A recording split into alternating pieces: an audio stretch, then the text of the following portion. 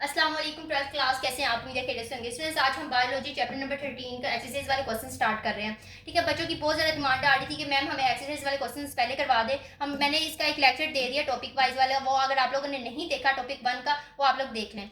ये एक्सरसाइज के short question करवाने के बिल्कुल साथ मैं टॉपिक वाइज अगेन शुरू कर दूंगी, क्योंकि बच्चों की डिमांड आ रही थी मैम हमें पहले एक्सरसाइज वाले क्वेश्चन दें। तो मैंने कहा चलो ठीक है, आप लोगों को पहले एक्सरसाइज वाले क्वेश्चन करवा देती हूँ, ताकि आप लोगों को ये कर लें, उसके बाद आप लोग फिर कर लीजिएगा टॉपिक वाइज। ठीक है, तो अभी तक जिसने वो लेक्चर नहीं देखा, पहले जाके वो लेक्चर देखें और देन आप आके ये एक्सरसाइज वाले शॉर्ट क्वेश्चंस करें। ठीक है, उसके बाद ये जब आप लोग कर लेंगे तो उसके बाद हम टॉपिक वाइज दोबारा स्टार्ट करेंगे। ठीक है, इसके साथ मैं केमिस्ट्री भी करवा रही हूँ और फिजिक्स की भी करवा रही हूँ, आप लोग वहाँ जाके देख सकते हैं। और कमेंट में मेरा लिंक सेंड किया हुआ है मैंने अपने व्हाट्सएप चैनल का, आप लोग उसको भी फॉलो कर लीजिए, क्योंकि वहाँ पे मैं नोट्स देती हूँ। ठीक है, आप लोग वो भी साथ साथ आप लोगों को मिल जाएंगे। स्टूडेंट्स, तो चलिए स्टार्ट करते हैं। ठीक है, सबसे पहला हमारा जो क्वेश्चन, डिफाइन ओसोमोलेगुलेटर एंड ओसोमो कन्फर्मर्स क्या है। ठीक है, इन दोनों की डेफिनेशन उन्होंने पूछी है क्वेश्चन नंबर 1 में, एक्सरसाइज के क्वेश्चन नंबर 1 में। ठीक है, ओस्मोरेगुलेटर जो है ना, वो आप लोग देखते हैं उसकी डेफिनेशन पे क्या लिखा हुआ है। Animals that actively relate internal osmotic pressure by the controlling salt water and depend on their surrounding. वो कह रहे हैं कि जो एस्मोलेगुलेटर जो एनिमल्स है ना, वो जानवर है जो अपने जिस्म और नमकियात के मकदार को खुद कंट्रोल करते हैं। ठीक है, यानी मैं आप लोगों को बताती हूँ कि अगर बाहर का माहौल में पानी की या नमकियात की तब्दीली हो जाए, तो ये अपने जिस्म के अंदरूनी तवाज़ुन बरकरार रखते हैं। ठीक है, ये इसमें फॉर एग्जांपल कौन कौन से आ रहे हैं, फ्रेश वाटर, फिश, मैमल्स। ठीक है, अब इनका माहौल जैसा भी तब्दील हो, ये अपने अंदर की जो इनका है माहौल वो बरकरार रहता है, मतलब उनका पानी भी बरकरार वैसे रहता है और उनकी नमकियात भी उसी तरह ही रहती है। ठीक है, तो आप लोग देख सकते हैं एग्जाम्पल के साथ। बायो में आप लोग को 2 नंबर तब ही मिलेंगे जब आप लोग एग्जाम्पल्स लिखोगे। ठीक है, आप लोगों ने अच्छी तरीके से इसकी एग्जाम्पल्स लिखने। नेक्स्ट आप लोग देख सकते हैं ओस्मो कन्फर्मर्स क्या है। Organisms can maintain internal osmotic condition that match isotonic to their internal fluid environment. अब ये वो जानवर होते हैं जिनके जिस्म के अंदर नमकियात और पानी की मकदार बाहर के ऑस्मेटिक ये देखें कंडीशन के साथ मैच करती है। फॉर एग्जांपल अगर बाहर के पानी और ये नमकियात और चेंज हो जाए, तो इनके भी बॉडी के भी चेंज हो जाते हैं। ठीक है, तो ये देखें फ्लूइड इन्वायरमेंट के मुताबिक होते हैं। ठीक है, उनमें कौन कौन से, ठीक है, वो एग्जाम्पल्स लिखे हुए हैं। तो आप दोनों में ये फर्क है कि जो ये ना ओस्मो रेगुलेटर, ये वो जानवर होते हैं जो अपने माहौल को, अपनी नमकियात को और अपने पानी को खुद कंट्रोल करते हैं, और ये वो है ये माहौल के मुताबिक ये बरकरार रखते हैं, माहौल जैसा भी हो। लेकिन ये जो है ये अपने जो माहौल के मुताबिक अपने आप को ढाल लेते हैं। ठीक है, फॉर एग्जाम्पल इंसान की मैं आप लोगों को एक बात बता दूँगी, फॉर एग्जाम्पल सर्दी है तो उनकी बॉडी सर्दी में डाल जाती है, हम कपड़े डाल लेते हैं। लेकिन जो ये है ना, ये अगर सर्दी भी होगी तो ये अपने आप को, इनका माहौल वैसा ही रहेगा, इनको कोई सर्दी नहीं लगेगी। ठीक है, इन दोनों में ये फर्क है। तो आप लोग अच्छे तरीके से लिख रखे ये बाय कंट्रोलिंग सराउंडिंग, ठीक है, एक्सेट्रा। तो आप लोग को ये अच्छे तरीके से आप लोग करें और ये इसको ना राइट कर लें। अगर अभी बुक्स नहीं आई, लेकिन ये है कि बुक्स इंशाल्लाह मार्केट में 10-11 दिन तक आ जाएंगी। ठीक है, आप लोग इसको अच्छे तरीके से देख सकते हैं। इसको आप लोग क्या इसका नाम है एक बार लिख लें, उसके बाद हम नेक्स्ट क्वेश्चन पे आते हैं।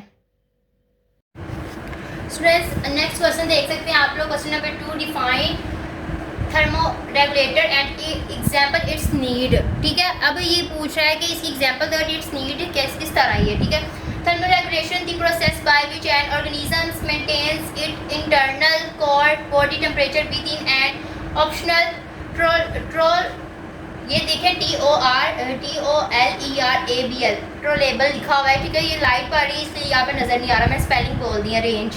अब ये बोल रहा है थर्मल रेगुलेटर रिलेशन जो है ना, थर्मल रेगुलेशन वो अमल है जिसके ज़रिए कोई भी बॉडी जानदार अपने जिस्म के अंदरूनी दर्जा हरारत एक मुनासिब हद के अंदर बरकरार रख सकता है। ये देखें मेंटेन्स लिखा है, बरकरार रख सकता है।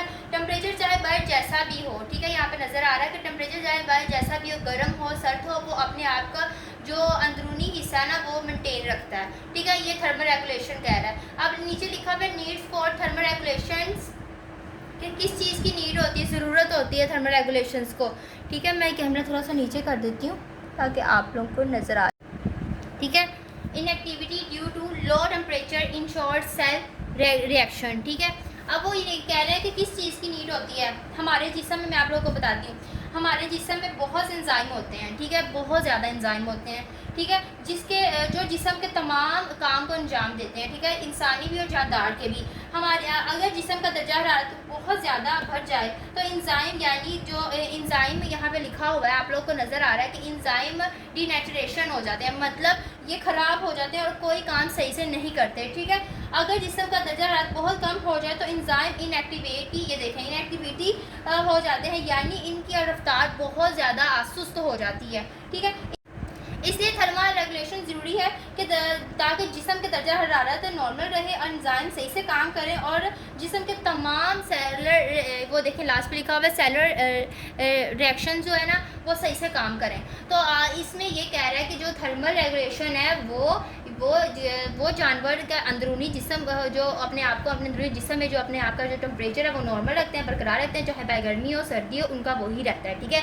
और उनको ज़रूरत किस बात की होती है, वो इस बात की होती है कि उनके जो मैंने आप लोगों को बताया कि जो दर्जा हरारत नॉर्मल इंजाइम अगर ख़राब हो जाए उनके, ठीक है, तो उनके जो कोई काम नहीं सही करता, और अगर इंजाइम जो हो जाए, तेज़ हो जाए तो कोई काम नहीं करता अगर, ठीक है। तो आप लोग को समझ आ गई होगी।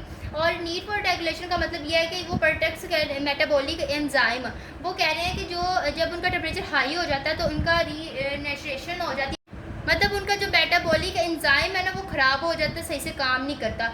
और अगर ड्यू टू लो टेम्परेचर और टेम्परेचर ठंडा हो जाए तो उनके जो सेलुलर रिएक्शन है ना वो पीक हो जाते हैं, ठीक है, पीक हो जाते हैं और वो काम करना छोड़ देते हैं, सुस्त हो जाते हैं। तो इसलिए ये ज़रूरी होता है, ठीक है। ये आप लोग देख लें, इसको अच्छी तरीके से आप लोग याद करें और ये आप लोग अच्छी तरह से एक बार ना इसको राइट कर लें ताकि हम नेक्स्ट क्वेश्चन करेंगे। और मैं सोच रही हूँ कि वीडियो लॉन्ग ना हो जाए, सिर्फ और सिर्फ 5 से 10 मिनट की वीडियो, कंसेप्ट आप लोगों को समझ आ जाए। चैनल को सब्सक्राइब कर दे, लाइक कर दे, शेयर कर दे। इसके नीचे वाले जो है ना, इसके बाद जो क्वेश्चंस आ रहे हैं, 4 क्वेश्चंस हैं आप लोगों के एक्सरसाइज के, इसके बाद जो आ रहे हैं वो मैं आपको नेक्स्ट वीडियो पे देती हूँ। इतना इसका कॉन्सेप्ट समझना ज़रूरी था। और बायोलॉजी मैं आप लोगों को एक बात बता दूँ, बायोलॉजी आप लोग पढ़ रहे हैं इसी मकसद से पढ़ रहे हैं, जो आप लोग 12th में हो चुके हैं इसी मकसद से आप लोग पढ़ रहे हैं कि आप लोगों को कॉन्सेप्ट समझ आए। तो मैंने ये 2 क्वेश्चन इसलिए आप लोगों को इतनी अच्छी तरीके से कॉन्सेप्ट समझाएँ कि आपको समझ आ जाए, और एक वीडियो पे सिर्फ 2 क्वेश्चन दिए ताकि आप लोगों को अच्छी तरीके से समझ आ जाए। नेक्स्ट क्वेश्चन मैं नेक्स्ट वीडियो पे दूंगी। आप चैनल को सब्सक्राइब कर ले, लाइक कर दे, शेयर कर दे। मिलते हैं नेक्स्ट वीडियो पे। अल्लाह हाफिज़।